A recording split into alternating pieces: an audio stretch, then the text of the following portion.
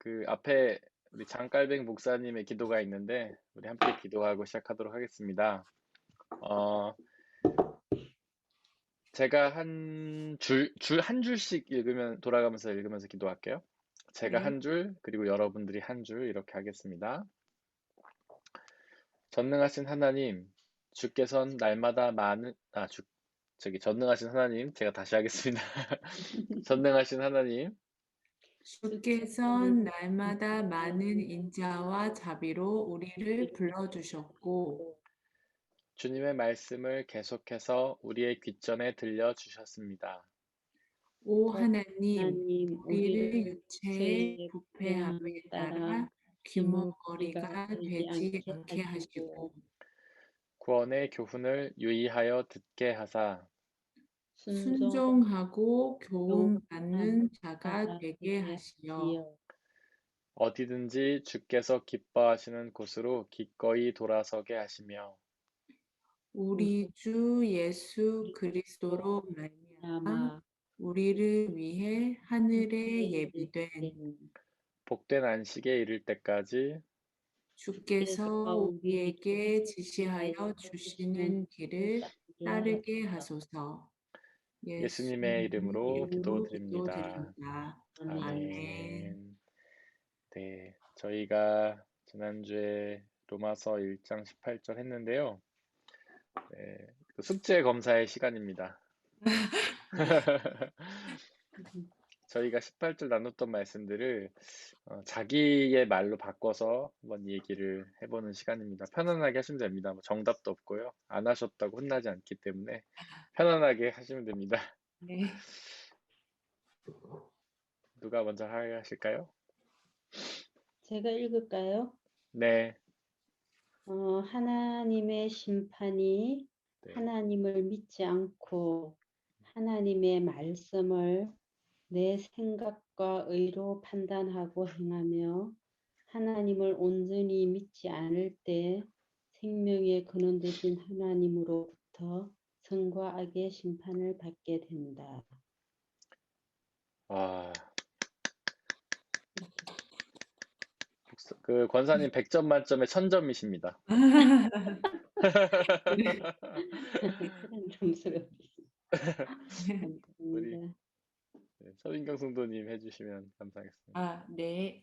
음, 하나님의 진노, 곧 심판은 하나님을 믿지 않고 거부하며 자신의 힘으로 뭔가 해 보려고 하는 행동으로 영원히 변치 않는 하나님의 말씀의 비밀이 드러나는 것을 가로막는 사람들에게 하나님의 통치 아래 나타나게 된다. 아멘. 아, 다들 너무 훌륭하십니다. 네, 이 18절에서 이제 핵심되는 것들 여러분들이 잘 이해를 하셨고 나눠주셨는데, 한 번만 다시 짚자면 너무 중요하기 때문에, 여기서 하나님의 진노라고 번역된 오르게라는 말은 성경에서 심판이라고도 번역이 됩니다. 그러니까 하나님의 심판을 여기는 이제 진노라고 번역을 해놓은 거죠. 근데 뭐 그거는 한국말 성경뿐만 아니라 마틴 루터도 진노라고 번역하긴 했어요. 근데 사실 우리가 이제 심판을 하나님의 분노, 뭐 진노로 받아들이는 건 사실이죠. 잘못한 사람들에게 어떤 그 벌을 주듯이 그런 걸 생각하지만 사실 심판은 하나님의 벌이라기보다는 인간의 죄에 대한 그냥 결과다, 자연스러운 결과다, 이렇게 이해를 하시는 게 더 좋을 것 같습니다. 왜냐하면 하나님은 사랑의 하나님이시기 때문에 사랑의 하나님이 누군가 잘못했을 때 뭐 책망하고 화를 내고 벌을 낸다는 게 이게 서로 성경 안에서 맥락이 맞지 않거든요. 그런 부분도 있기도 하고 그 단어 자체가 이제 심판이라는 단어는 그 구별을 의미하는 거예요. 나누는 거죠. 하나님 믿는 사람과 믿지 않는 사람을 나누는 걸 의미하기 때문에 그냥 뭐 이렇게 하나님 믿지 않으면은 지옥이라는 벌을 받는 게 아니고 하나님을 믿지 않으면 하나님과 함께 살 수 없는 결과로 자연스럽게 들어가는 것이다. 이렇게 이해하는 게 더 좋을 것 같습니다. 그리고 반대로 이제 구원이라는 것도 하나님을 믿는 사람은 하나님과 함께 영원히 사는 그런 구원으로 들어간다. 이 자연스러운 결과다. 마치 그 컴퓨터에서 뭐 명령어를 넣으면 결과가 나오듯이 인풋이 있으면 아웃풋이 있듯이 그냥 자연스러운 결과다 이렇게 이해를 하시면 될 것 같습니다. 그리고 이 말씀에서 또 핵심이 이제 진리를 가로막는 사람의 온갖 불경건함과 불이함인데, 그러니까 여기서 핵심은 이제 하나님의 진리를 자신의 생각 안에 가두는 게 이제 핵심이었어요. 두 분 모두 잘 표현을 해주셨는데, 그러니까 뭐 우리는 그 진리를 가로막는다 그러면 되게 불순종만 떠올리잖아요. 뭐 하나님의 말씀을 안 듣고 자기 맘대로 산다든가, 뭐 죄악된 행동을 한다든가, 뭐 그다음에 도덕적인 어떤 악 이런 걸 생각하는 것만 떠올리는데, 여기서 말하고자 하는 건 뭐 그런 것들도 다 포함하지만 더욱 중요한 거는 하나님의 진리를 그냥 우리의 생각으로 맘대로 해석하는 거. 그것 또한 하나님의 심판을 받게 되는 죄악이다 이렇게 생각하는 거죠. 이렇게 말씀을 하고 있는 거죠. 뭐 예를 들면 우리는 그런 잘못 되게 많이 하잖아요. 어떤 사람은 구원 받을 거야. 뭐 목사님 훌륭하시고 복음도 잘 전하시고 뭐 하나님 칭찬 받으실 거야 라든지, 그냥 우리는 사실은 그 사람의 겉모습을 보고 판단할 뿐인데, 우리가 생각하는 우리의 기준으로 판단할 뿐인데, 그게 마치 하나님의 기준인 것처럼 생각하는 그런 죄. 이게 굉장히 하나님의 심판을 받게 되는 죄라는 거죠. 그리고 뭐 우리한테도 비슷한 기준을 들이대는 거죠. 하나님한테 뭐 헌금도 뭐 열심히 하고 봉사도 많이 하고 이러면은 칭찬을 받게 될 거야라는 어떤 우리의 생각으로 하나님의 뜻을 재단해 버리는 것. 그리고 하나님 앞으로 이렇게 이렇게 역사하실 거야. 하나님 선하시니까 모든 시험 잘 보게 해주시고 뭐 축복해 주시고 건강 주시고 이렇게 하실 거야라고 하나님의 뜻을 재단해 버리는 것. 그것이 이제 진리를 가로막는 사람이다. 하나님의 말씀을 우리의 뜻으로 가로막는 사람이다. 이게 이제 굉장히 중요한 핵심이었습니다. 두 분 모두 잘 해주셨고요. 이제 19절 말씀을 나누려고 합니다. 19절에 보면 하나님을 알 만한 일이 사람에게 환히 드러나 있습니다. 라고 되어 있죠. 하나님을 알 만한 일이. 하나님을 알 만한 일. 이제 이거는 그러니까 하나님을 알 수 있는 것이 사람에게 드러나 있다라는 거예요. 그러니까 하나님이 살아서 역사하신다는 증거가 우리 사람들에게 이미 드러나 있다는 거죠. 여러 가지가 있을 수 있을 것 같아요. 일단 하나님의 살아계시다는 뜻, 하나님 살아계시다는 증거, 그런 게 어떤 것들을 통해서 우리에게 드러나 있을까요? 성경 말씀, 자연, 네, 맞습니다. 성경 말씀, 그다음 자연. 네, 아주 정답을 얘기를 해주셨어요. 성경 살아서 역사하신다는, 하나님이 살아서 역사하신다는 그 것들을 우리에게 드러내주고 있죠. 근데 그게 이제 믿지 않는 사람들이 볼 때는 그렇게 얘기할 수도 있을 것 같아요. 뭐 우리한테 이제 너희들은 믿는 사람이니까 당연히 성경이 하나님의 말씀이라고 생각하겠지 이렇게 주장할 수도 있을 것 같아요. 근데 성경이라는 걸 우리가 한 발치 좀 멀리 떨어져서 본다고 해도 사실 인간적으로도 굉장히 놀라운 책인 건 사실이죠. 사실 뭐 제가 문헌학을 뭐 잘하는 건 아니지만, 그러니까 성경이 가장 먼저 기록된 게 지금으로부터 거의 2000년 전이라고 신학자들이 추정을 하거든요. 그 마지막으로 기록된 게 거의 한 기원 후 100년쯤 된단 말이에요. 그러니까 한 2000년의 세월 정도를 두고 기록된 책이에요. 구약의 가장 먼저 기록된 책부터 신약의 가장 마지막으로 기록된 책까지 거의 한 2100년 정도의 시간적인 세월의 텀이 있어요. 근데 그런 텀을 가진 그 놀라운 그런 엄청난 텀을 가진 책들이 서로 하나의 주제로 일관적으로 기술을 한다는 것 자체가 이게 기적 아닐까요? 이제 저는 제가 글 쓸 때도 시작과 끝이 다를 때가 많거든요. 제가 혼자 제가 글을 쓰는데도 시작과 끝이 다를 때가 많아요. 근데 이거는 수십 명의 저자들이 2100년이라는 세월을 통해서 서로 다른 시기에 다른 문화와 배경을 가지고 기록을 했는데 하나의 주제를 갖고 있다는 거는 너무 신기한 일이죠.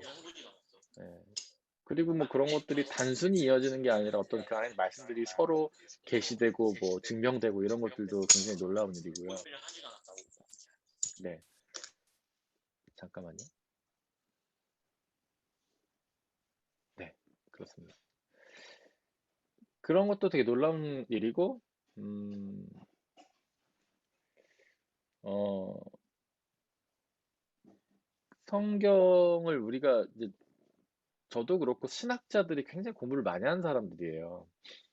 이제 보통 기본이 20년. 이제 신학을 시작한다 그러면 신학을 한 20년쯤 한 분들이 막 이제 정말 신학을 내가 한다 이런 표현을 쓰거든요. 근데 배우는 차원이 아니라 이제 연구는 하는 거죠. 그리고 뭐 그 신학자들 중에서도 세상적으로도 굉장히 뛰어난 어떤 배경 가진 분도 많아요. 저희 교수님들 중에 뭐 서울대 출신도 있고 유학파도 많고.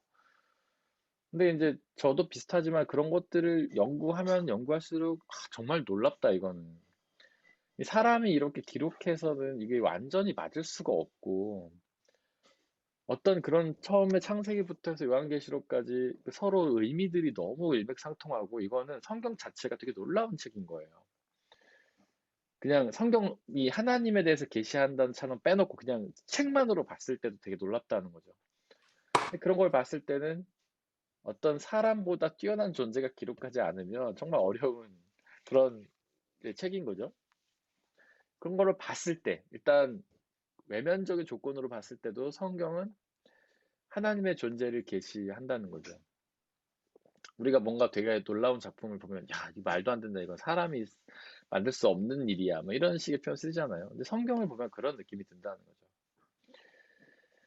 그리고 이제 그 안에 하나님에 대한 계시들이 들어있는데, 이제 작품 외적인 요소 말고 내적으로 들어가도 하나님에 대해서 그 성경이 계시를 하고 있는데, 그거에 대해서 우리가 증명할 수 없는 것도 많죠. 많지만 반대로 부인할 수도 없어요. 이렇게 과학이 발달하고 수많은 사람들이 성경을 연구했지만 성경에 대해서 뭐 입증을 완전히 못한 것도 많지만 부인하지 못한다는 거예요. 지금 이 시기에. 근데 예를 들면 우리가 뭐 단군 신화라든지 뭐 이런 거를 읽으면 그게 사실이라고 믿는 사람은 없잖아요. 근데 그거를 이렇게 과학적으로 접근을 한다는 것 자체도 웃긴 일이지만 접근해도 조금만 보면 말이 안 되는 게 이미 드러나지 않습니까? 그런 게? 근데 성경은 그렇지 못하다는 거예요. 아무리 과학적인 것으로 연구를 해도 그 안에 있는 것들을 부인하기가 어렵다는 거예요. 예. 이거 되게 놀라운 일인 거죠. 그러니까 성경의 내용 전체적으로도 굉장히 이제 인간이 기록할 수 없는 놀라운 내용을 담고 있다는 거죠. 그리고 이제 아까 우리 서민경 성도님께서 자연의 하나님을 알 만한 일이 드러나 있다. 자연에 대해서 얘기를 하셨는데 자연도 마찬가지 아닙니까? 어, 지금도 뭐 전 세계 모든 동물을 다 알지 못한다고 하잖아요. 그러니까 인류학자들이. 그다음에 아직도 이 우주가 어떻게 돌아가는지, 우리는 뭐 표면적인 정보는 알죠. 비가 어떻게 해서 내린다든가, 뭐 겨울이 어떻게 오고는 알지만 예측을 못 하잖아요. 뭐 일기예보를 해도 다 틀리고. 그러니까 아직도 과학이 우주의 신비를 다 밝혀내지 못했다는 거죠. 제가 어렸을 때 이제 사람들의 공포심을 자극했던 게 뭐냐면, 야, 곧 있으면 석유 다 떨어져서 우리 이제 나중에 다 이제 죽는다. 뭐 이런 얘기를 제가 어렸을 때 듣고 자랐어요. 근데 저는 요즘 가끔 그 생각이 나거든요. 석유 아직도 나오는데? 그러니까 사람들이 예상이 안 맞는다는 거죠. 네. 그 다음에 제가 그 미래학자들의 얘기를 어디서 한번 들은 적이 있는데, 뭐 미래학자뿐만 아니라 뭐 경제학자도 그렇고 미래에 대해서 다들 예측을 내놓잖아요. 아, 내년에 한국 경제는 어떻게 될 거다. 근데 이게 재밌는 게 그런 학자들의 예측이 단 한 번도 맞은 적이 없대요. 뭐 대부분 틀리는 게 아니라 한 번도 맞은 적이 없대요. 뭐 올해 우리나라 경제 성장 어떻게 할 거다. 이렇게 인간의 어떤 학문이라는 게 그만큼 한계가 있다는 거죠. 그러니까 그 떠나서 그리고 아직도 사람은 하나님의 이 우주를 밝혀내지 못하고 있다는 거예요. 그거 자체가 이 우주를 만드신 하나님이 굉장히 놀라운 존재라는 거죠. 그리고 또 한편으로는 이 우주의 존재 자체가 어떤 창조주 하나님을 인정할 수밖에 없다는 거예요. 제가 그런 비유 여러 번 이제 드렸는데, 제가 요새 이렇게 휴지를 하나 들고 있습니다. 휴지 템포를 들고 있는데, 제가 나무를 던졌더니 이 휴지가 나왔다 그러면은 믿을 사람이 아무도 없지 않습니까? 저보고 병원에 가보라고 할 거 아니에요. 근데 이것뿐이 아니죠. 뭐 너무 간단한 물건 하나, 연필 한 자루라도, 뭐 안경, 뭐 이런 건 안경이라도, 이런 옷이라도 아무리 하찮은 거라도 그냥 나올 순 없잖아요. 우연히. 만든 사람이 반드시 존재하잖아요. 근데 이 우주가 만든 사람이 없이 우연히 존재한다고 주장한다는 게 좀 더 말이 안 되는 게 아닐까요? 그러니까 이 우주가 이렇게 완벽하게 창조되어서 운용된다는 것 자체가 창조주 하나님의 존재를 이미 이야기하고 있는 거예요. 그리고 이 우주가 돌아가는 일을 봤을 때 그 창조주 하나님은 우리보다 훨씬 더 뛰어난 존재인 거고, 우리의 지각을 초월하는 존재인 거고. 왜냐하면 우리는 이 우주가 돌아가는 걸 여전히 파악하지 못하고 있기 때문에 그런 거죠. 근데 이제 요즘에는 과학과 신학을 사람들이 굉장히 서로 상반되는 걸로 여기는 신앙인들이 꽤 많습니다. 한국에는. 뭔가 이렇게 과학적인 이야기를 하면 불신앙이라고 생각하는 사람이 많아요. 근데 처음 시작은 그러지 않았습니다. 처음에 과학이 나온 거는 이 우주 만물이 하나님의 창조임을 밝혀내려고, 신학이 진림을 밝혀내려고 시작한 게 과학이에요. 근데 칸트 때에 이 온 우주 만물은 과학이 밝혀낼 수 없다. 인간의 학문이 하나님의 뜻을 밝혀낼 수 없다라고 선포를 했어요. 불가지론을 얘기한 거죠. 근데 이제 칸트의 입장으로는 하나님의 창조를 이제 전능함을 강조하기 위해서 그런 말을 한 건데, 과학자들이 이제 그 얘기를 오해하고 신학과 결별을 선언했어요. 이제는 과학은 더 이상 신학의 시녀가 아니다. 독자적인 길을 가겠다. 그러면서 이제 이성이 강조되는 시대가 오고, 그러면서 과학이 좀 더 우월한 시대가 됐죠. 근데 과학과 신학은 서로 원래 상호 보완적인 거예요. 신학이 대답하지 못하는 것들을 과학이 대답하고, 과학이 대답하지 못하는 것들을 신학이 대답하는 거예요. 서로 상호 보완적인 겁니다. 그 가장 대표적인 게 뭐냐면 창조와 빅뱅 이론의 관계예요. 근데 우리는 어렸을 때도 그렇고 창조론과 어떤 과학, 빅뱅 이론이라든지 무슨 또 뭡니까 그 진화론, 이게 서로 상반된다고 생각해요. 그래서 진화론을 믿는 사람은 창조론을 거부한다. 창조론을 믿는 사람은 진화론과 뭐 빅뱅 이론을 거부한다. 이렇게 우리는 생각하거든요. 근데 그게 굉장히 오해예요. 이제 우리 서민경 성도님은 아실 용어지만 기자들이 어떤 쓰는 프레임이라는 거죠. 프레임에 갇힌 거죠, 우리가. 조금만 생각해 보면 전혀 그렇지 않거든요. 왜 창조론과 빅뱅과 진화론이 서로 상반되는 걸까요? 오히려 더 보완되고 있다. 가장 대표적인 게 창조는 태초에 하나님이 천지를 창조하셨다라고 창세기 1장 1절이 얘기하죠. 근데 그게 이제 창조론의 이야기예요. 근데 여기서 말하는 거는 태초에 하나님이 천지를 창조하셨다라는 거는요. 하나님이 이 우주, 지구의 역사, 우주를 시작하셨다라는 고백이에요, 이게. 근데 빅뱅 이론이 밝혀낸 게 뭡니까? 우주가 폭발하면서 시작했다. 그러니까 우주가 시작점이 있다라는 걸 밝혀냈잖아요. 근데 이게 우리 입장은 되게 당연하고 별거 아닐 것 같은데 옛날 사람들은 그렇게 생각하지 않았어요. 옛날 사람들은 아까 우리 서민경 성도님도 표현하셨지만 자연이라고 표현했잖아요. 자연. 이 자연이 무슨 뜻인가요? 자연? 좀 그러니까 원래 그러니까 문자적인 뜻, 이게 한문어잖아요. 자연스럽게 자연스럽게 예, 맞아요. 그러니까 스스로 생긴 원래부터 원래부터 존재했다. 네, 원래 예, 원래부터 존재했다. 옛날 사람들은요, 이 자연을 그렇게 생각한 거예요. 원래부터 존재했다. 이 우주가 원래 있었고, 우주가 원래 있었고, 태양도 원래 있었고.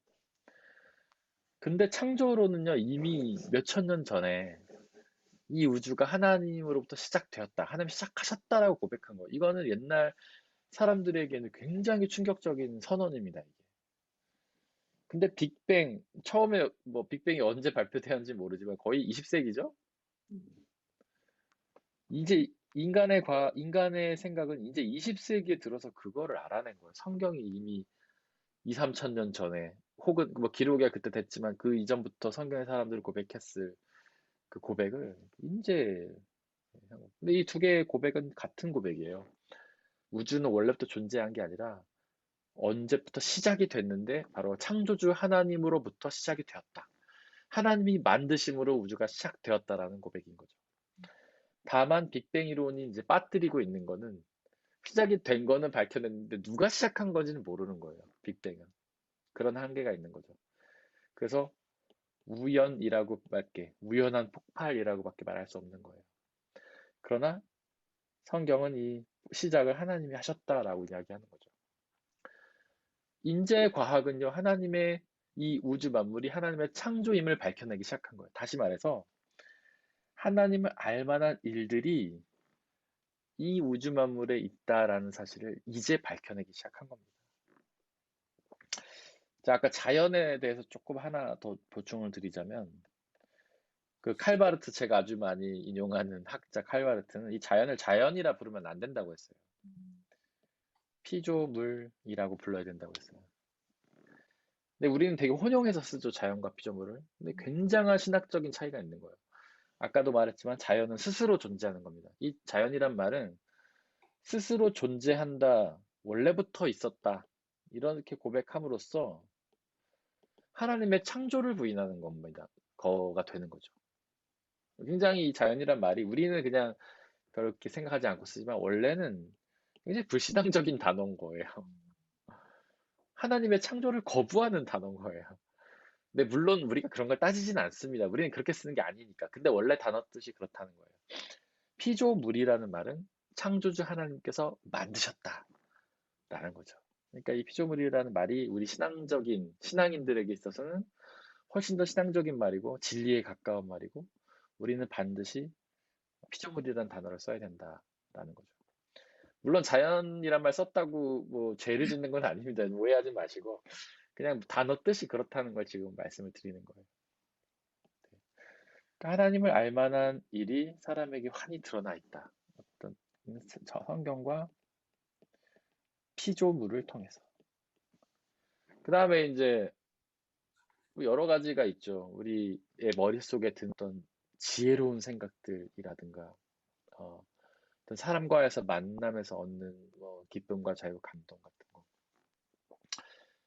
근데 이제 신기한 거는 저도 그런 경험 많이 하는데 이제 제가 이렇게 모임을 준비하지 않습니까? 근데 미리 이제 어떻게 이야기가 흘러갈지 머릿속에 구상도 하고 무슨 얘기할지 구상도 한단 말이에요. 근데 막상 모임을 시작하면 다른 데로 흘러갈 때가 되게 많습니다. 저도 제가 생각하지 못한 말들을 막 쏟아낼 때도 있고, 제가 얘기해놓고, 이거는 뭐지? 내가 그동안 몰랐던 건 어떻게 깨달았지? 막 이런 생각할 때도 있어요. 근데 그럴 때 느끼는 이제 목회자들이 느끼는 거는 이건 성령의 계시다라고 우리는 생각하는 거죠. 왜냐하면 전혀 생각해 본 적이 없는 말이고 준비하지 않았는데 갑자기 나오니까. 근데 예술가들도 그렇다고 하더라고요. 어, 뭐 위대한 곡을 작곡한 사람들은 그거를 그리기 전까지 자기 머릿속에 없었다고 얘기하는 사람도 있잖아요. 근데 자기도 생각할 수 없는 자기를 뛰어넘는 그런 곡이 자기를 통해 나오는 거죠. 시인도 마찬가지고 뭐 작가들도 마찬가지고 그런 경우 혹시 해보신 적 있으세요? 글 쓰다 보면 내가 생각한 글보다 훨씬 더 뛰어난 글이 나온다든가 뭐 말도 그렇고 기도도 그렇고 그렇죠? 그런 거는 이제 하나님의 우리에게 당신의 뜻을 계시하시는 거죠. 네. 이거는 분명한 것 같아요. 하나님의 뜻을 우리에게 알려주신다라는 거. 그래서,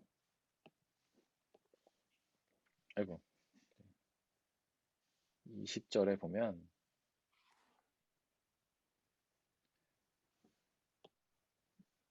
이 세상 창조 때부터 하나님의 보이지 않는 속성. 하나님의 속성이 보이지 않는 거라는 거죠. 여러분들 이거 어떻게 생각하세요? 하나님은 보이지 않는다라고 생각하십니까?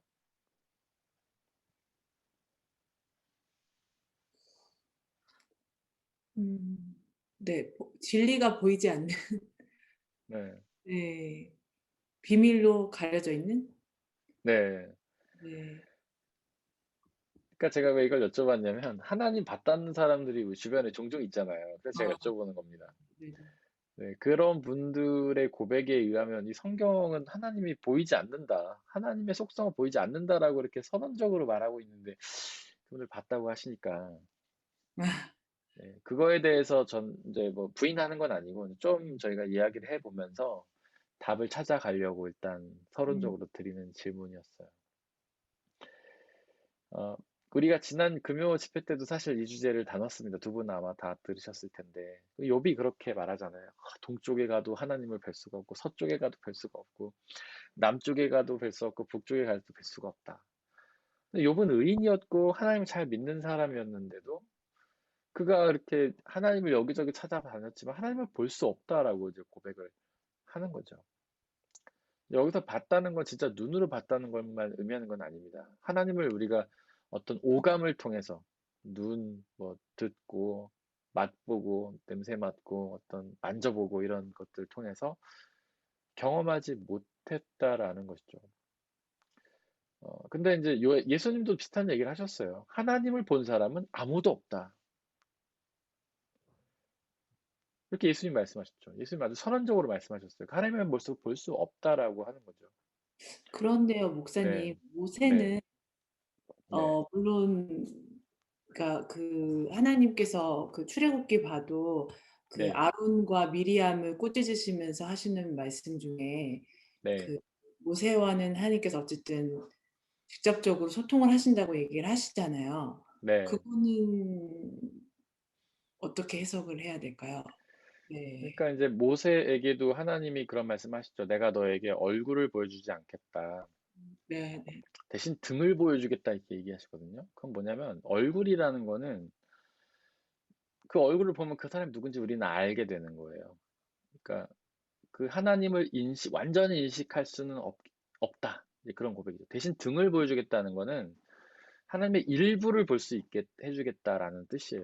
그러니까 제가 아까도 이제 질문이라고 말씀드렸는데 우리는 하나님을 완전히 경험하는 건 불가능하지만 일부분은 경험할 수 있다는 거죠. 근데 그게 실제 눈을 통해 등을 봤든지 아니면 모세처럼 음성을 직접 들었든지 아니면 우리가 성경을 통해 그분을 경험하든지 아니면 뭐 자연을 통해서 그분의 살아계심을 우리가 경험하든지 아니면 성령의 음성을 통해 우리가 그분의 어떤 깨달음을 얻든지 근데 일부분은 가능하다는 거죠. 완전히는 불가능하다는 거예요. 하나님을 볼 수 없는 이유가 뭐냐면 일단은 여러 가지 이유가 있는데 그분이 거룩하시고 우리는 죄인이기 때문이에요. 죄인은 하나님의 거룩성 앞에 서면 죽을 수밖에 없잖아요. 죄의 삭은 사망이기 때문에. 로마서가 기록하듯 로마서 8장이죠. 죄의 삭은 사망이기 때문에. 하나님을 볼 수 없다는 거는 이런 거예요. 우리는 죄인이고 하나님은 거룩하시기 때문에 보면 죽는다는 뜻이죠. 하나님을 볼 수 없다라는 거는 두 번째로 하나님은 위대하시지만 우리는 너무 작기 때문인 거예요. 제가 지난 금요 집회 때도 그런 비유를 드렸는데 개미가 코끼리를 잡을 수는 없다는 거죠. 예를 들면 우리 어렸을 때 이렇게 부모님 모습 떠올려 보면 그분의 전체 모습이 잘 안 보이고 뭐 이렇게 다리만 보인다든가 이런 거잖아요. 너무 크니까 우리는 작고 하나님은 우주를 창조하신 분이에요. 그러니까 우주보다 하나님이 크신 거죠. 근데 우리는 우주의 끝을 보지도 못하잖아요. 우리는 지구의 끝도 보지 못하고 우리는 옆 동네도 보지 못하잖아요. 저는 제가 살고 있는 에페라임도 다 보지 못하고 바로 요 앞에 길목까지밖에 볼 수 없어요. 바로 옆 동네 사시는 우리 서민경 선도의 도세나임도 보지 못합니다. 60km 떨어져 있는 바이터슈타트 권사님도 보지 못하고 그다음에 랑엔 훨씬 더 떨어져 있는 우리 김은 집사님도 보지 못하죠. 하라잠에도 들어와 있네요. 하라잠에도 볼 수가 없죠. 프랑크푸르트에. 아 저기 다음슈타트에. 근데 우리가 우주보다 더 크신 하나님을 어떻게 보겠습니까? 그거는 말이 안 돼요. 그거는 불가능한 일이에요. 현실적으로. 그러니까 이런 두 가지 이유로 우리는 하나님을 볼 수가 없습니다. 그리고 본다고 해도 아주 일부분만 볼 뿐이죠. 예를 들면 개미가 코끼리의 일부분을 보듯이 예, 우리가 이 전체 우주의 이 앞동네밖에 못 보듯이 하나님의 그 길 부분만 볼 수 있을 뿐인 거예요. 그나마 모세는 좀 많이 본 것 같아요. 등을 봤으면 엄청나게 많이 본 거 아닙니까? 등. 저는 아마 손톱도 다 못 볼 것 같은데요. 손톱의 때를 볼 수 있을까요? 그 정도일 것 같은데. 하여튼 뭐 대단한 경험을 한 거죠. 그렇게 우리가 하나님의 전체를 볼 수 없다라는 고백은 성경에 굉장히 많이 나와요. 그 고린도전서 13장 12절에 보면 마치 하나님을 거울로 보는 것처럼 경험한다 이렇게 표현하거든요, 바울이. 근데 이제 우리 현대의 거울은 이게 좋으니까 잘 보이는데 옛날의 거울은요 거의 형태만 보였다고 해요. 그러니까 뭐 거의 제 얼굴 완전히 볼 수 없는 거죠. 그렇게 희미하게 하나님 볼 수밖에 없다. 성경이 이야기하고 있는 바죠. 하나님을 볼 수 없는 게 맞습니다. 그리고 아까 이제 우리는 죄인이라서 죽어야만 하나님 볼 수 있다라는 이야기를 했죠. 아니, 그게 아니라 우리는 죄인이기 때문에 하나님을 보면 죽는다. 제가 이런 말씀을 드렸죠. 근데 이 말을 이런 말을 바꾸면 우리는 죽어야만 하나님을 볼 수 있다라는 뜻이 되는 거예요. 죄인이기 때문에 하나님 보면 죽는다라는 말을 다른 말로 하면 하나님을 죽어야만 볼 수 있다라는 거죠. 집사님 안녕하세요. 정영화 집사님. 안녕하세요. 네. 우리가 죽음의 그 성경에 보면은 그 부분 어느 부분이라 갑자기 생각이 안 나는데 우리가 하나님과 얼굴을 맞대게 보게 될 것이다 이렇게 얘기하잖아요. 그러니까 하나님의 나라에 가면 그분의 모습을 온전히 볼 수 있는 거예요. 죽어야만 볼 수 있는 하나님이 되는 거예요. 정래 집사님 안녕하세요. 안녕하세요, 목사님. 일 마치시고 바로 오시느라고 수고하셨습니다. 아, 네. 지금 막 도착했습니다. 야, 피곤하실 텐데 또 함께해서 너무 좋고요. 네, 저도 좋습니다. 네. 저희 지금 20절에 하나님의 보이지 않는 속성에 대해서 이야기하고 있는데, 근데 이제 우리는 하나님을 보고 싶어 한다는 거죠. 끊임없이. 그래서 뭐 하나님 보고 싶다, 기도도 많이 하고, 경험하고 싶다, 만나고 싶다, 음성을 듣고 싶다, 이런 기도도 많이 드리죠. 그래서 이제 그 출애굽기 32장에 보면 이스라엘 백성들이 그 광야에서 방황할 때 모세가 시내산에 올라가니까 바로 자기네 어떤 장신구를 그 빼가지고 황금 송아지를 만들잖아요. 그러면서 뭐라고 했냐면 바로 이 송아지가 우리를 이집트에서 구원해낸 하나님이다 이렇게 얘기를 해요. 그러니까 그 황금 송아지가 다른 신을 송아지로 만든 게 아니에요. 하나님을 송아지로 만든 거예요. 하나님이 그들에게 얼마나 노하십니까? 그들을 뭐 3천 명을 그 자리에서 죽이시고 굉장히 화를 내시잖아요. 그만큼 경험할 수 없는 하나님, 우리가 다 볼 수 없는 하나님을 우리가 만질 수 없고 완전히 알 수 없는 하나님을 우리의 경험 안에 가두려고 하는 것, 보려고 하는 시도, 만지려고 하는 시도, 이해하려고 하는 시도, 이런 거는 하나님이 금하시는 죄라는 거죠. 모세가 하나님을 만났을 때 시내산에서 이름을 묻습니다. 하나님 이름이 무엇인가요? 근데 이름을 물어본다는 거는요, 그 사람을 규정하려고 하는 노력인 거예요. 내가 부르고 싶고, 내가 경험하고 싶다는 규정하려는 노력인 거예요. 근데 하나님 뭐라고 하십니까? 나는 스스로 있는 자다. 야훼다. 여호와다. 이렇게 얘기하시죠. 여호와. 이게 이제 그 개역 개정판 성경은 스스로 있는 자 이렇게 번역을 했어요. 근데 영어 성경은 뭐라고 번역했냐면 I am 또 I am. 나는 나다라는 뜻이잖아요. 그러니까 스스로 있는 자다 그러면은 좀 약간 이제 원어의 의미를 잘 드러내주지 못하고 있는 거예요. 그래서 원래 이게 개역 개정판인데 새 번역에 보면 나는 나다 이렇게 돼 있을 거예요. 제 기억이 맞다면.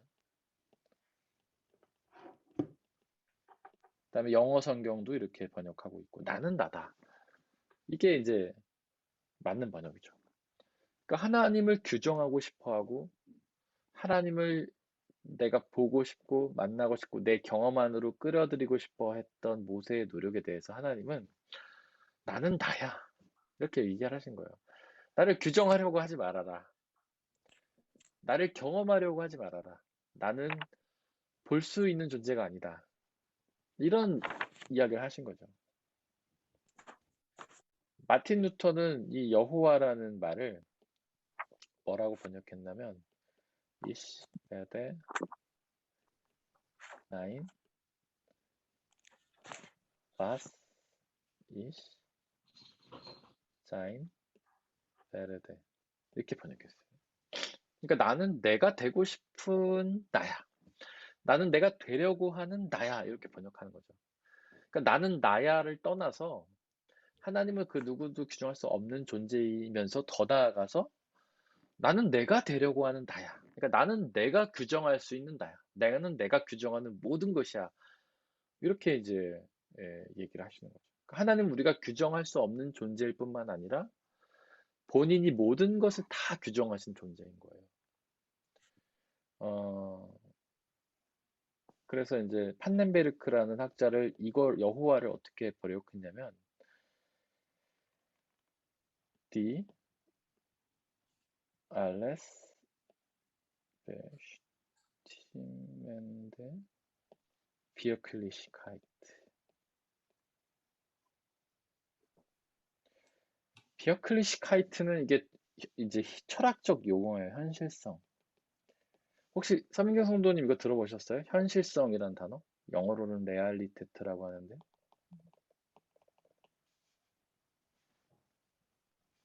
비어클리시카이트, 현실성, 레알리테트.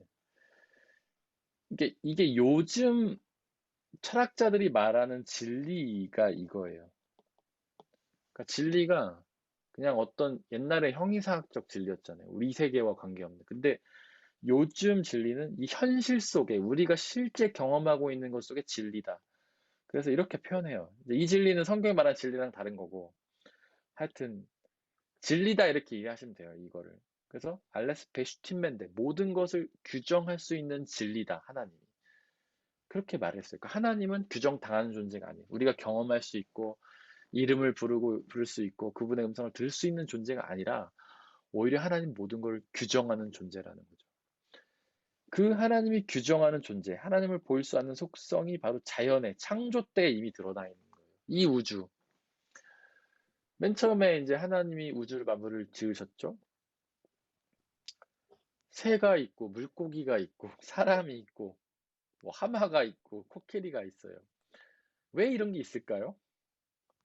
왜 하늘엔 새가 날아다니고 왜 바다는 있으면 바다에 물고기가 있을까요? 왜냐하면 하나님이 그렇게 만드셨기 때문인 거예요. 하나님 그냥 정하신 거예요, 그렇게. 왜냐하면 그분은 모든 걸 규정할 수 있는 존재이기 때문에. 하나님에게는 이유가 있겠죠. 근데 우리는 그 이유를 알지 못해요. 그냥 하나님이 규정하셨다는 사실만 알고 있을 뿐이죠. 왜 낮이 있고 왜 밤이 있을까요? 왜 1년은 365일이고 왜 여름과 겨울이 있을까요? 왜 겨울엔 춥고 여름엔 더울까요? 왜 사람은 더우면 땀을 흘리고 추우면 몸을 돌돌돌 떨을까요? 우리는 다 아무것도 알지 못해요. 지금 과학이 그나마 밝혀내려고 노력하지만 완전히 알지 못하죠. 하나님만이 그냥 하나님이 그렇게 정하신 겁니다. 알레스 베슈틴맨데 비어클시카이트. 창조하시는 하나님. 보이지 않는다는 것은 우리가 그 창조주 하나님을 온전히 경험할 수도 없고 알 수도 없고 규정할 수도 없다. 이런 뜻으로 이해를 하시면 될 것 같아요. 혹시 질문 있으신가요? 여기 나누고 싶거나? 그 요새 유튜브나 이런 네, 데서 활동하시는 저번에도 네, 한번 언급하셨던 것 같은데 네. 창조 과학이었나요? 그러니까 약간 아, 창조가, 예, 네, 과학과 이 신학을 접목해서 예. 설명하려고 하는 그런 시도에 대해서 어떻게 생각하세요? 네. 일단 그분들은요, 글쎄 뭐 한국에 있는 보수 교회에서는 뭐 꽤 활동을 하시는 것 같아요. 어떤 목사님들이 불러서 강의도 듣고 하시는 것 같은데 전문가들은 뭐라고 얘기하냐면 창조 과학은 과학도 아니고 신학도 아니다 이렇게 얘기를 해요. 일단 그분들이 이제 창조 과학이 접근법 자체가 말에서 보면 알 수 있듯이 창조가 과학이라는 거거든요. 그러니까 하나님의 창조가 과학적으로 이루어졌다는 거예요. 저는 굉장히 동의해. 그거는 맞는 주장이죠. 아까도 제가 얘기했지만 창조는 과학적이고 과학이 그 창조에 대해서 설명해 나가는 것이고 서로 질문들에 대해서 상호 보완하는 것이 창조와 신학의 관계다. 제가 이렇게 설명을 드렸잖아요. 근데 창조 과학은 가장 큰 오류가 뭐냐면 성경책을 과학적으로 접근한다는 게 문제예요. 성경을 과학적으로 접근해야 됩니다.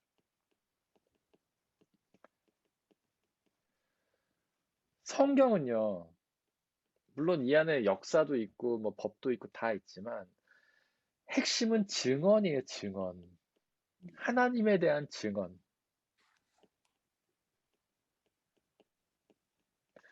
그 안에 하나님을 경험한 사람들의 기록들을 담고 있잖아요. 신약 성경 복음서 보면 하나님을 경험한 사람들이, 예수님을 경험한 사람들이 예수님에 대해서 고백하는 내용이고, 구약은 구약의 하나님을 경험한 고백의 내용이잖아요. 모세를 통해 드러나신 하나님 고백한 것. 다 경험이에요. 그 증언이에요. 이거를 굳이 문학적 형식으로 따지자면 뭐가 될 수 있을까요? 손민경 성도님? 에세이? 네. 뭐 에세이라고 할 수 있겠죠, 에세이.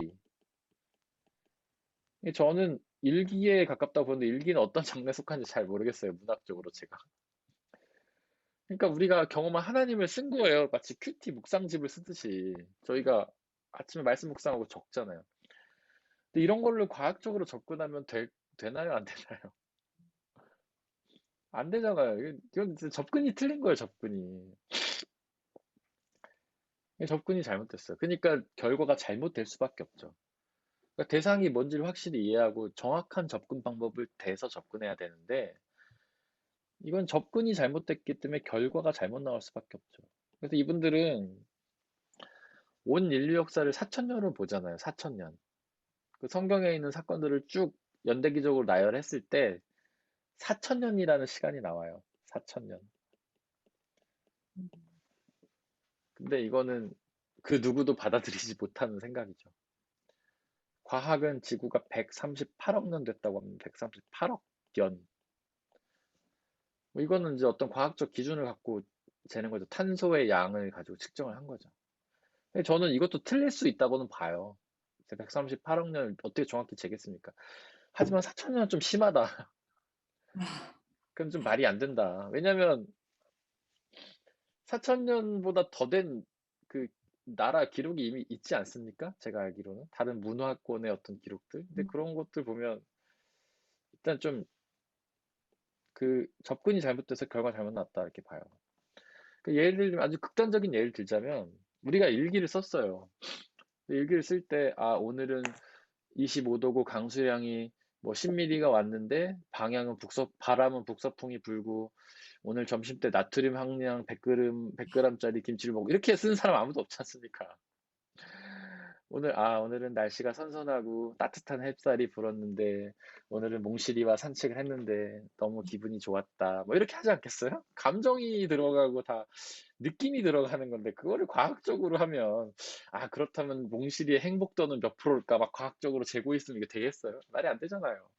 날씨가 좋았다는데 바람이 북서풍이 몇 프로인지 이거 하면 말이 안 되죠. 그러니까는 창조과학은 그게 이제 오류예요. 네.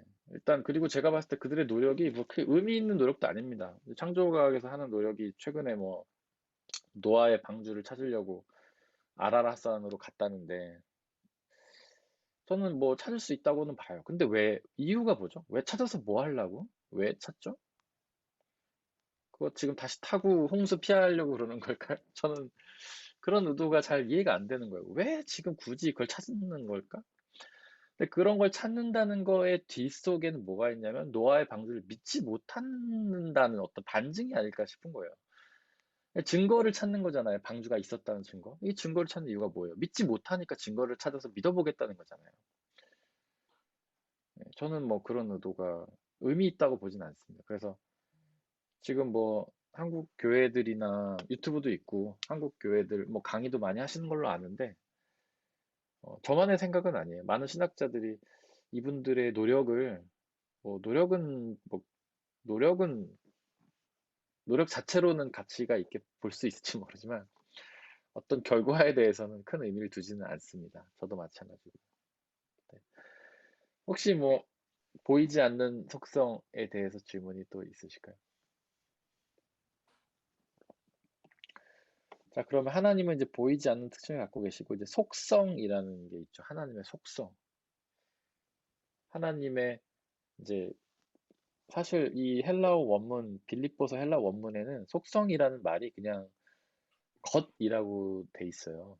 이제 대명사예요, 대명사. 영어로 하려면 뭐 띵이라고 할 수 있겠죠. 독일어로 하면은 자해쯤 될려나요? 그냥 딩예 혹은 something. 하나님이 보이지 않는 것 이렇게 돼 있어요. 돼 있긴 돼 있는데 그냥 의미상으로 볼 때 이제 하나님에게 속해 있는 본질이라고 할 수 있겠죠. 본질은 원래 여기에는 그 말이 없지만 본질은 원래 모르페라는 뜻이에요. 모르페라는 말이고 하나님이 갖고 계신 내면의 어떤 속성 같은 거죠. 근데 이제 개역 개정판은 이거를 본체라고 번역을 했어요. 이 모르페라는 말을. 새 번역은 모양이라고 번역했어요. 그는 근본 하나님과 본체시나 막 이렇게 번역하든지 예수님은 원래부터 하나님의 모양을 지니셨으나 이렇게 번역을 하든지. 근데 본체나 모양이 주는 뉘앙스는 사실은 내면의 모습이 아니라 외면의 모습, 외형적인 거잖아요. 그 말씀을 읽으면은 예수님의 외모가 하나님이랑 닮았다 뜻인가? 이렇게 이해할 수도 있어요. 근데 이제 사실 이 모르페라는 말은요, 이 본체나 모양으로 번역했는데 본질이라는 게 좀 더 의미상 맞아요. 그러니까 내면의 모습이라고 이해를 하시면 돼요. 그러니까 예수님이 하나님의 내면의 모습을 닮았다라는 거죠. 그러니까 하나님에게는 어떤 이제 내면, 본질이 있다. 그 중에 하나가 보이지 않는 것이고. 뭐가 있을까요? 하나님만이 가지신 내면의 특징이 뭐가 있을까요? 하나님은 사랑이십니다. 맞습니다. 완전한. 완전. 맞아요. 완전. 그 다음에 우리 서민경 선생님 말씀하신 것처럼 사랑. 또 뭐가 있을까요? 영원큼, 하나님께만 있는 것. 네, 영원.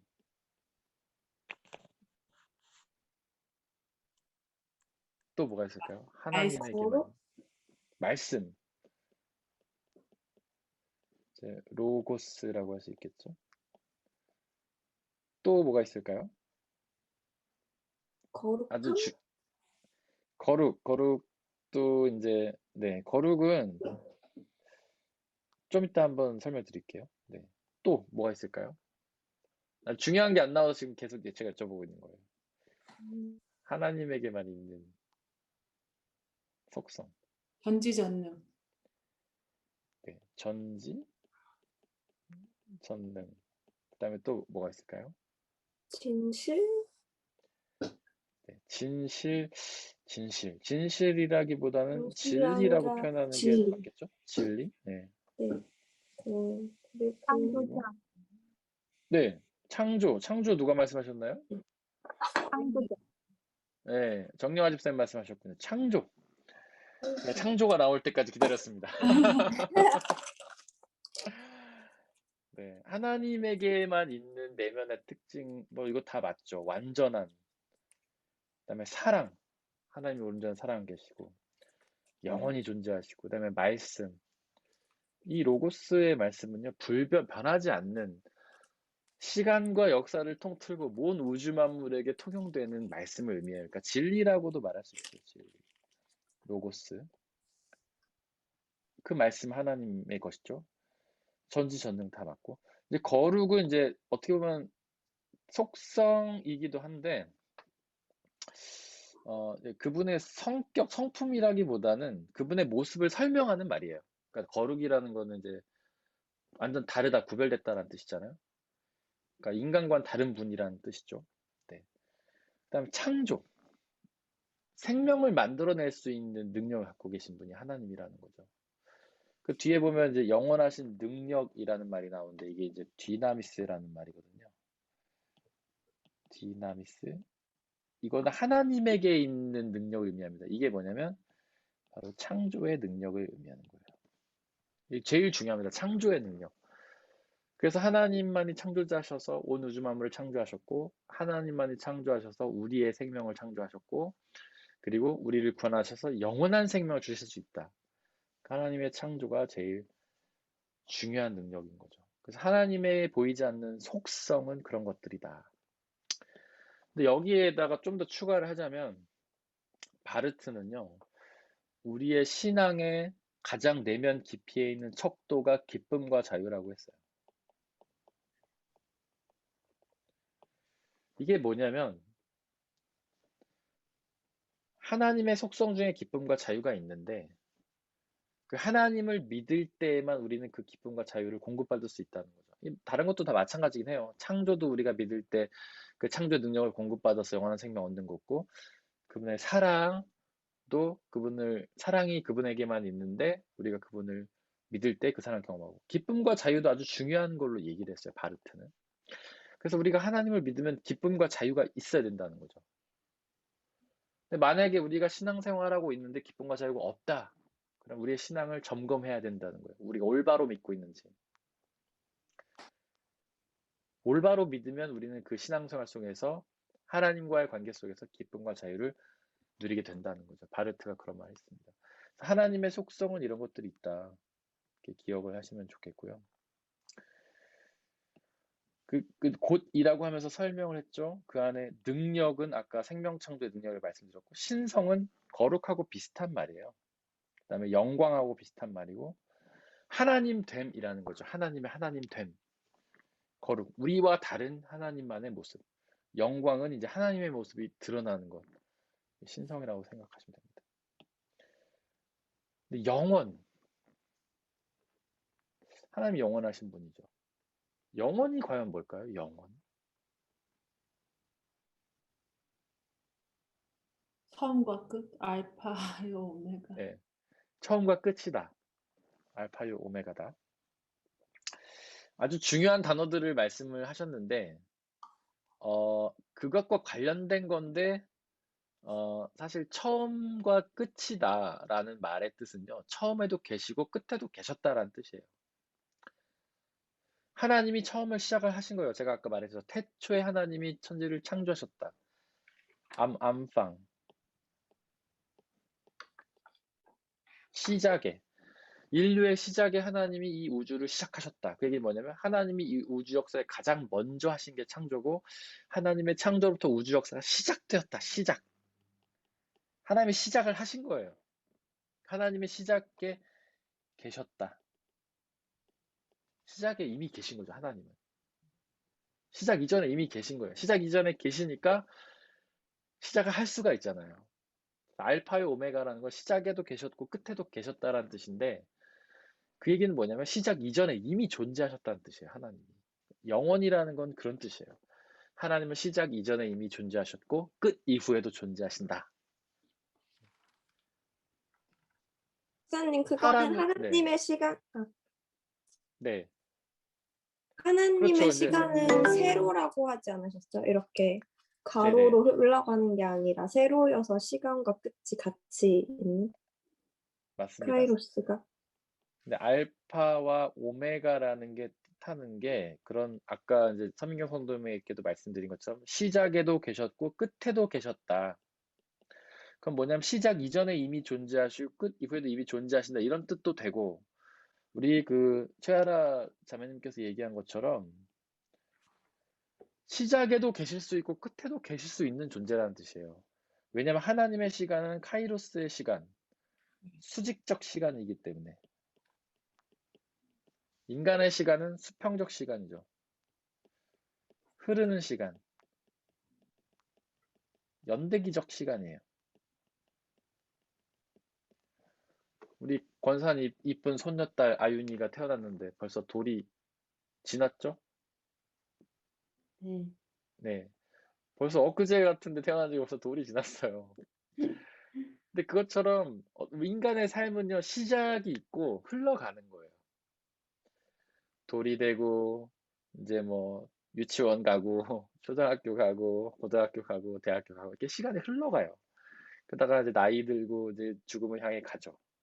수평적 시간이에요. 사람 흐르는 시간, 연대기적 시간. 근데 하나님의 시간은 수직적 시간이 흐르지 않아요. 하나님은 언제나 계실 수 있어요.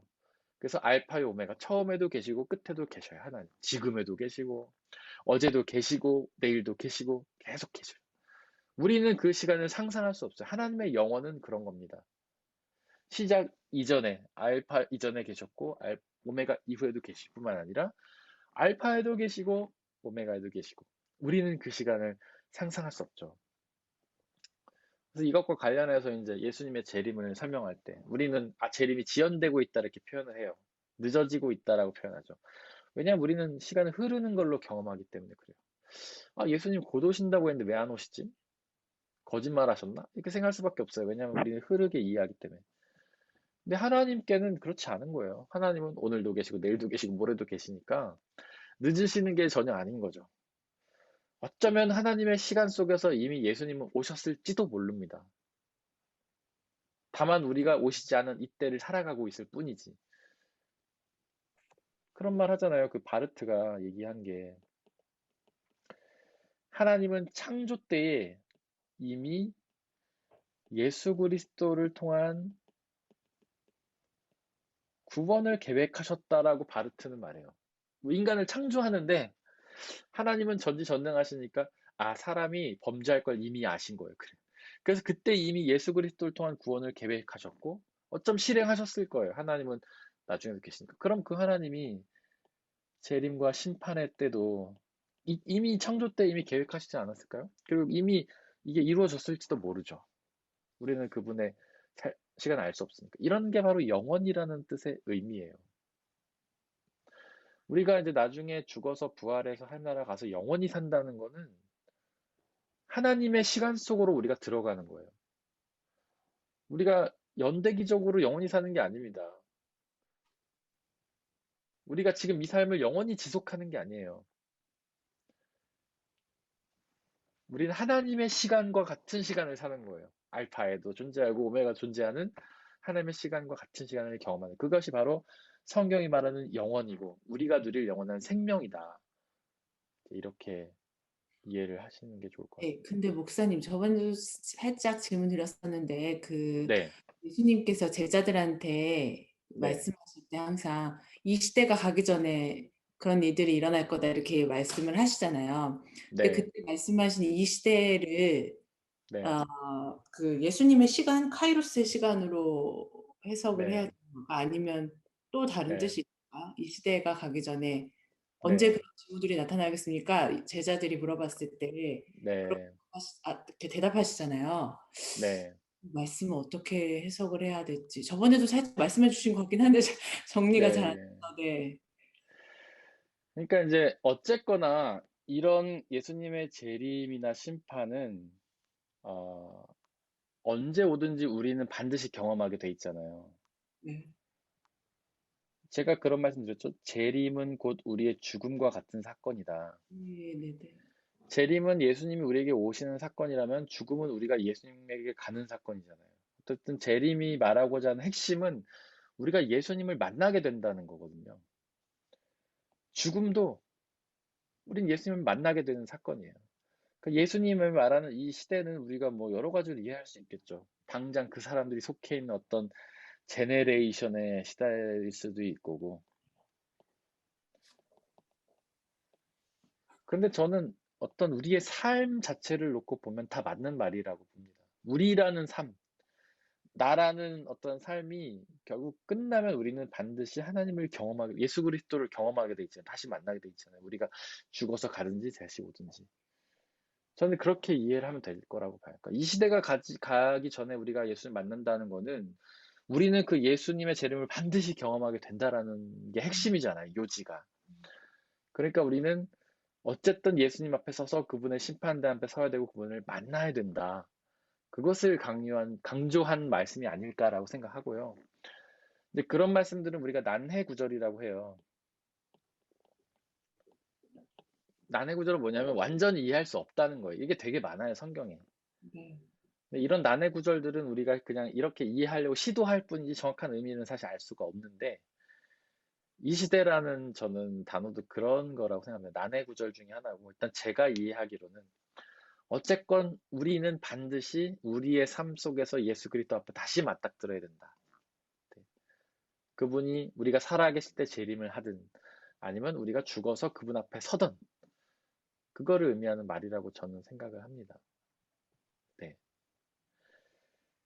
그래서 여기서 말하고자 하는 핵심은 어쨌든 하나님은 보이지 않지만 그분의 속성, 그분의 창조의 능력과 하나님 되심은 우리는 만물을 보고서 깨닫게 되어 있다. 지으신 만물. 피조물이죠. 보고 깨닫게 되어 있다. 그러므로 사람들은 핑계를 낼 수가 없다. 이게 이제 성경이 말하는 핵심입니다. 이제 그런 이야기 사람들이 한단 말이에요. 예수님의 복음을 전혀 듣지 못하고 죽은 사람들은 어떻게 되나요? 구원을 받을까요? 뭐 못 받을까요? 이런 질문을 하죠.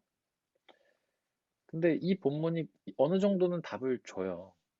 그러니까 왜냐하면 우리는 이 우주가 살아있다는, 우주가 움직이고 있다는 걸 보면서 창조자를 생각할 수밖에 없는데 그 창조주 하나님을 거부하면 야, 내가 복음 들은 적이 없는데라고 말하면 안 된다는 거죠. 이 말씀이 하는 핵심은.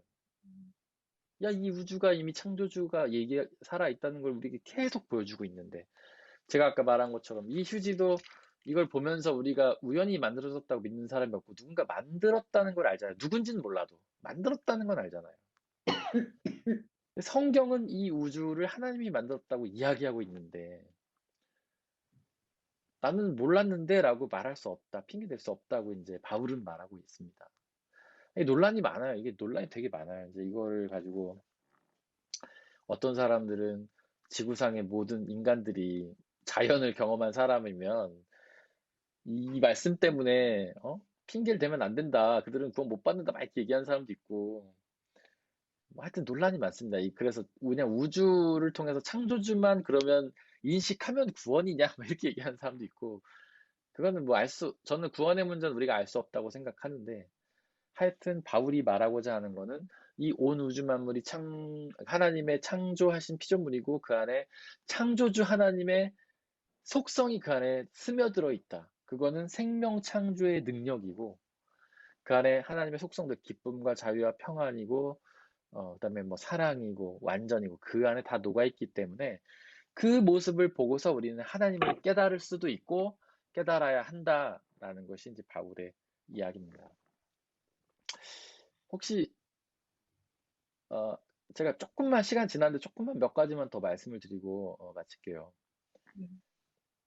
이제 범신론이라는 게 있고 범재신론이라는 게 있어요. 범신론은 뭐냐면 온 우주 만물이 신이라는 거예요. 옛날 사람들 그렇게 믿었죠. 뭐 해도 신, 달도 신. 성경은 범신론은 아닙니다. 오해하시면 안 돼요. 성경은 범재신론이에요. 범재신론은 뭐냐면 모든 피조물 안에 하나님의 신성과 능력이 녹아있다라고 고백하는 거예요. 야, 해도 하나님이 만드신 거니까 하나님의 성품이 저 안에 들어있어. 그 다음에 뭐 꽃도 하나님 만드시니까 그 안에 하나님의 속성이 들어있어라고 고백을 하지만 그거를 하나님으로 섬기진 않는 거예요. 그것을 보면서 하나님을 고백하고 찬양하고 높여드리고 놀라움을 표현하지만 하나님을 섬기진 않는 거죠.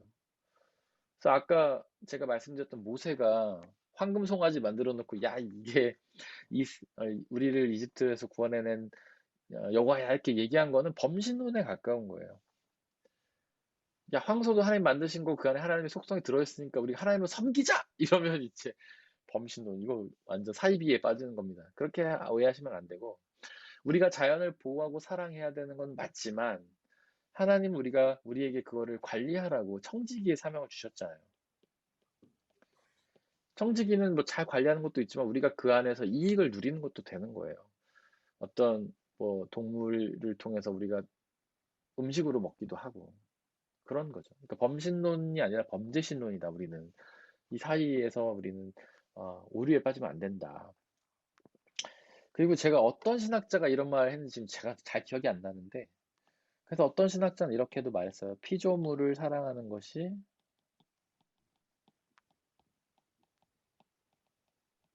하나님을 사랑하는 것이다.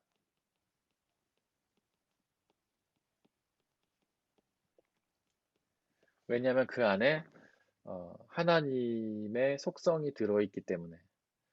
아까도 말씀드렸지만 그렇다고 해서 자연을 이제 신성시하면 안 되고요. 우리가 그 안에서 이익을 취할 건 취하고 누리고 또 대신 관리할 땐 잘 관리해야 되지 않나 이렇게 생각합니다. 혹시 여기까지 오늘 하려고 하는데 질문이나 뭐 나누고 싶은 게 있으실까요?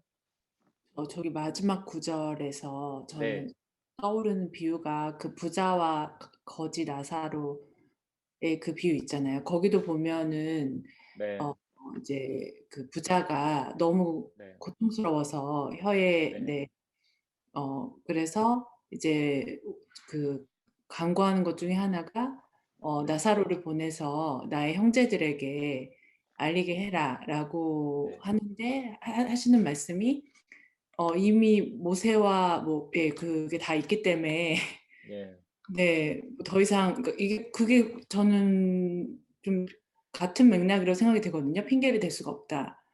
네, 그런데 아까 말씀하신 대로 사실은 복음이 조금 더 쉽게 접해지는 사람이 있고 네, 정말 오지에 저번에도 살짝 말씀드렸죠.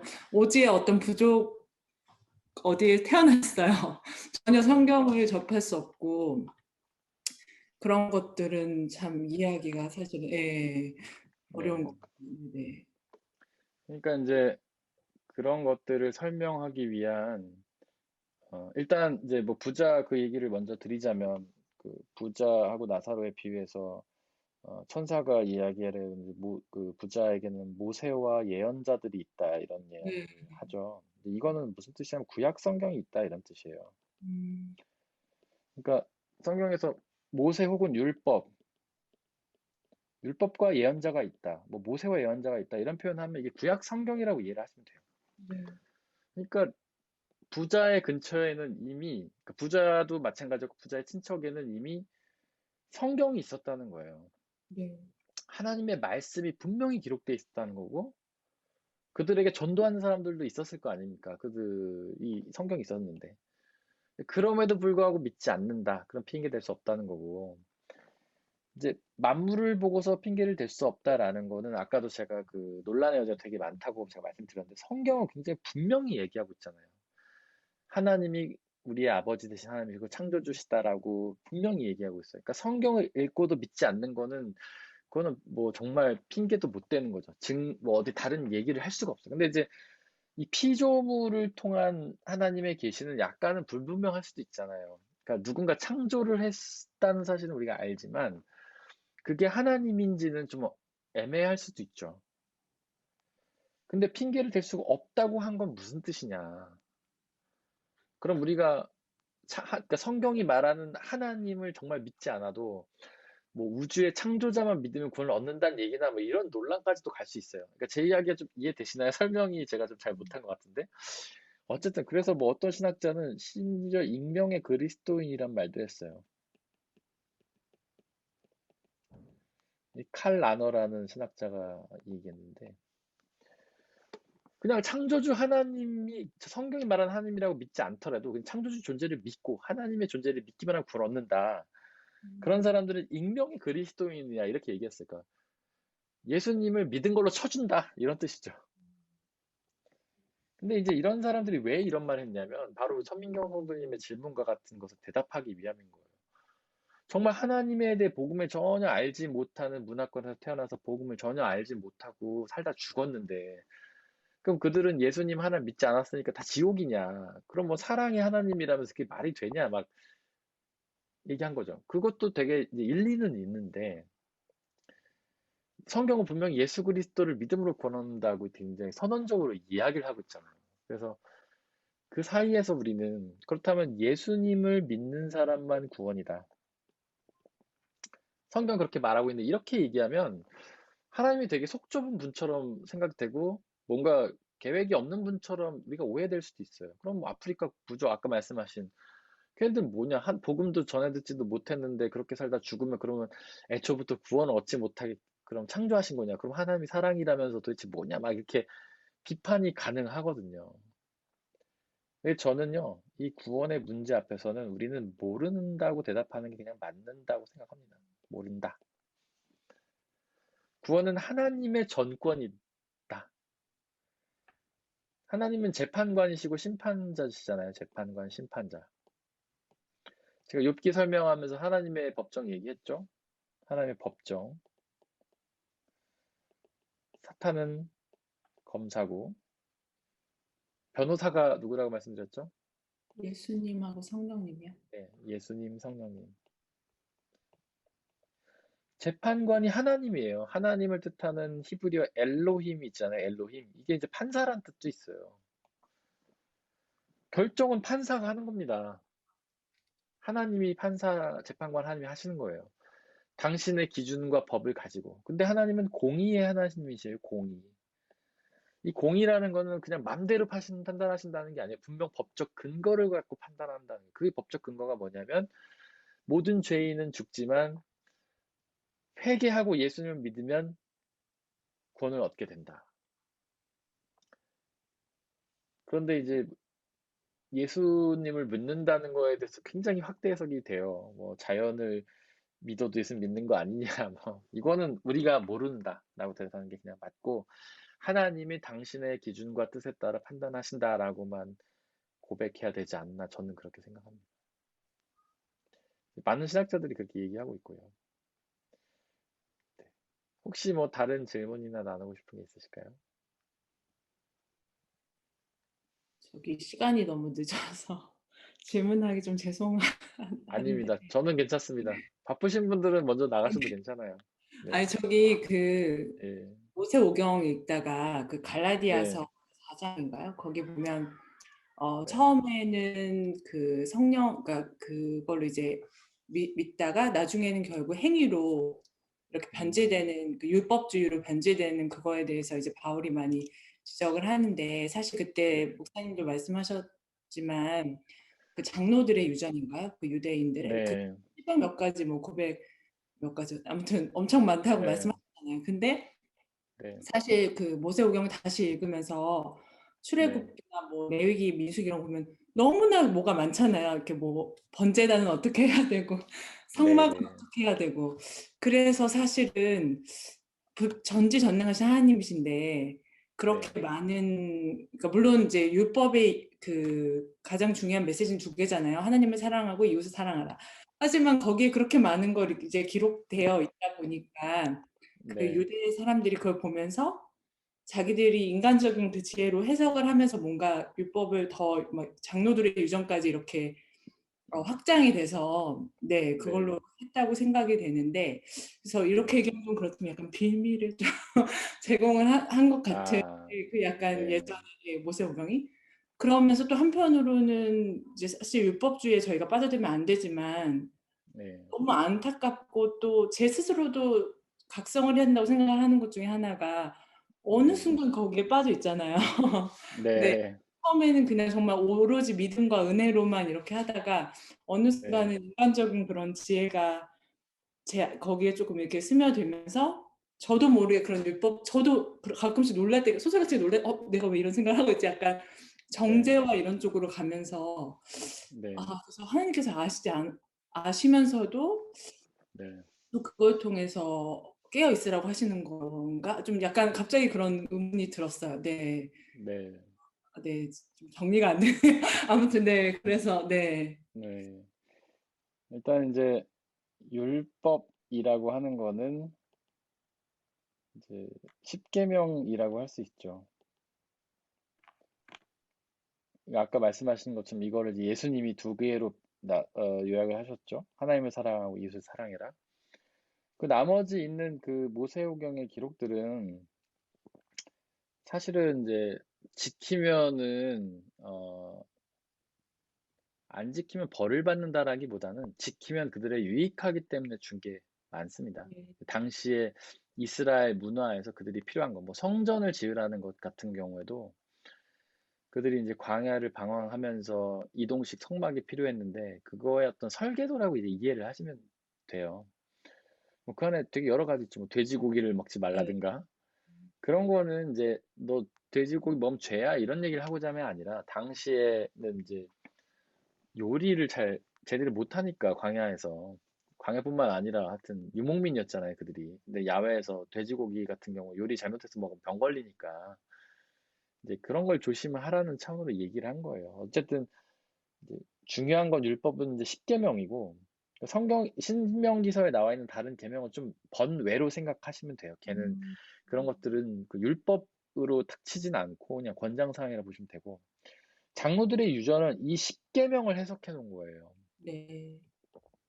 장로들의 유전은 우리가 자, 또 헷갈려. 케투빔이라고 하는 것 같아요. 아, 이거 또 틀린 것 같은데, 왠지. 아닌 것 같은. 어쨌든 뭐 중요한 건 하여튼 장로들의 유전인데, 그러니까 장로들, 사람들이 해석해 놓은 책이에요. 사람들의 지혜로 해석. 이 10계명을 해석해 놓은 거예요. 근데 그 중에 이제 가장 많이 차지하는 게 안식일법이죠. 그래서 이게 한 750여 개 정도 됩니다. 그러니까 이 10계명을 어떻게 지킬지가 애매하니까 그거를 이제 세부적으로 정해 놓은 거예요. 10계명 뭐 하나님의 우상을 섬기지 말아라. 그러면 우상을 섬기지 말라는 건 이제 분명하죠. 근데 예를 들면 안식일을 지켜라. 뭐 안식일 지키는 게 좀 애매하니까 어떻게 하는 게 안식일을 거룩하게 지키고 쉬는 것인가를 막 구체적으로 이제 해놓은 거예요, 사람들이. 그러니까 원래 시도 자체는 10계명을 잘 지켜보려고 해놓은 거예요. 네. 근데 이제 이게 시간이 흐르니까 율법주의에 빠져버린 거죠. 율법주의라는 거는 율법을 지키는 거를 최우선에 이제 과제를 두는 거죠. 그래서 율법을 지키는 목적은 원래 하나님을 섬기라고 이제 율법 주신 건데 하나님이 빠지고 율법 자체에 매달리게 되는 거예요. 그 이유는 사람들의 지혜의 특성이 원래 그런 거예요. 하나님을 사랑해라, 안식일을 거룩하게 지켜라, 이거는 애매해요. 근데 사람은 아까도 말했지만 규정하고 싶어요, 뭔가를. 경험 가능한 존재로 만들고 싶어요. 그게 이제 장로들의 유전이라고 보시면 돼요. 안식일 거룩하게 지켜라 애매하니까 야, 그럼 안식일 거룩하게 지키려면 요리하지 마. 뭐 몇 미터 이상 걷지 마. 뭐 뭘 하지 마. 뭘 해. 하고 우리가 경험할 수 있는 우리의 지혜 안에 생각으로 규정해 놓은 거예요. 사람의 지혜 안에 규정 가능한 걸로 해 놓은 거예요. 근데 사람은 누구나 이런 유혹을 가진다는 거예요.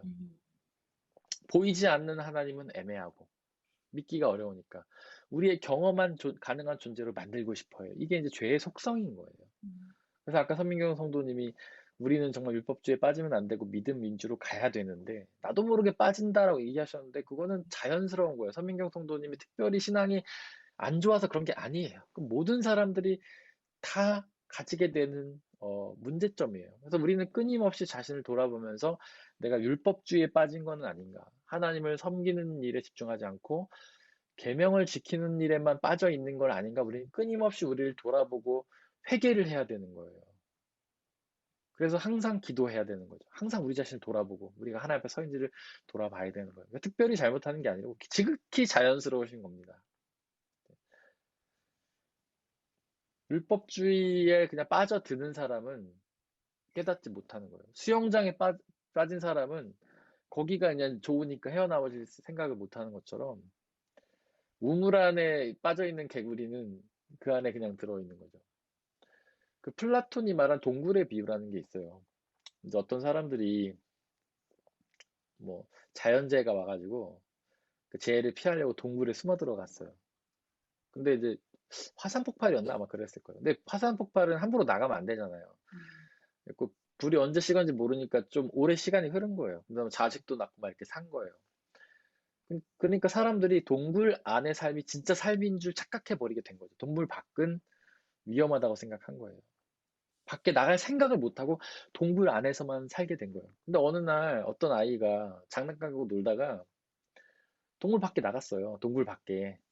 너무 좋은 거예요. 햇빛도 있고 뭐 먹을 것도 많고. 그래서 막 집 안에 들어와가지고 여러분들 동굴 밖에 나가면 너무 좋아요. 햇빛도 비치고 물도 있고요. 먹을 것도 많아요. 근데 사람들이 제 웃기는 소리 진짜 미쳤다고. 정신이 나갔다고 쟤. 그래갖고 걔를 묶어버렸던가 막 그래요. 하여튼. 근데 이게 율법주의에 빠지면 이렇게 된다는 거예요.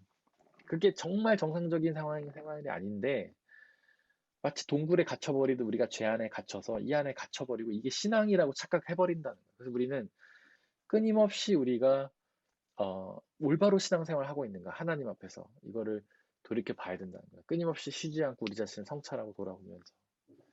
중요한 거는 율법을 지키는 행위가 아니라 하나님을 믿는 행위고, 그다음에 야고보서가 이제 행함이 없는 죽음 믿음이다라고 하는 거는 믿는 사람은 하나님의 계명을 지켜야 되는데 그거는 십계명도 아니고 장로들의 유전도 아니고 바로 예수님의 계명인 거죠. 예수님을 믿는 사람이니까 하나님을 사랑하고 이웃을 사랑해라라는 그거를 지켜야 된다 이런 뜻이라고 이해하시면 될 것 같아요. 네. 감사합니다. 오늘도 귀한 말씀 나누면 감사했고요. 좋은 밤 되시고 다음 달에 또 뵙겠습니다. 제가 네. 기도하고 마치겠습니다. 네.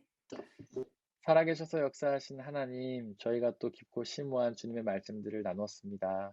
하나님, 어리석은 인간의 생각과 지혜로 주님의 말씀을 나누었지만 성령 하나님 역사해 주시고 깨닫게 하여 주시고 우리의 삶이 되게 하여 주시고 그 말씀을 우리가 살아낼 수 있는 귀한 은혜 허락하여 주옵소서. 이제 일상으로 나아갑니다. 하나님 늘 동행하여 주시고 하나님의 지혜로 말씀하여 주옵소서. 하나님 사랑합니다. 감사합니다.